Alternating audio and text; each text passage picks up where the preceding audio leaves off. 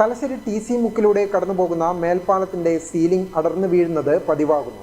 പാലത്തിന് മുകളിലൂടെ വാഹനങ്ങൾ കടന്നു പോകുമ്പോഴാണ് മേൽപ്പാലത്തിന് അരികിലുള്ള സീലിംഗിന്റെ ഭാഗങ്ങൾ താഴേക്ക് പതിക്കുന്നത്.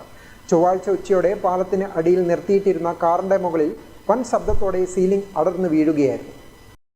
നിരവധി വിദ്യാർത്ഥികളും റെയിൽവേ യാത്രക്കാരടക്കമുള്ള നൂറുകണക്കിന് ആൾക്കാരാണ് ദിനംപ്രതി ഇതുവഴി നടന്നു പോകുന്നത്. നിരവധി അതിഥി തൊഴിലാളികൾ അതിരാവിലെ ജോലിക്കായി വിവിധ സ്ഥലങ്ങളിലേക്ക് പോകാൻ എത്തുന്നതും ഇവിടെയാണ്.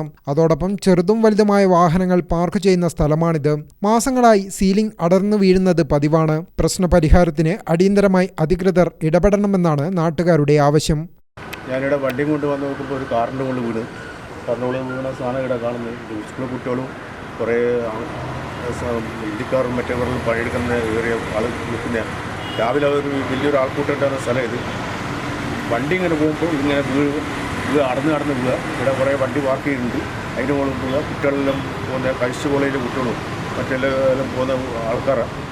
വലിയൊരു ദുരന്തം ഒഴിവാക്കേണ്ടിക്ക് പറഞ്ഞു കഴിഞ്ഞാൽ അതിന് വേണ്ടുന്ന നടപടി അധികൃതരുടെ ഭാഗത്തു നിന്ന് ചെയ്യണമെന്നാണ് നമ്മൾ പറയുന്നത്. ഇപ്പോൾ ഞാനിവിടെ വന്നുകൊണ്ട് കണ്ടതാണ്.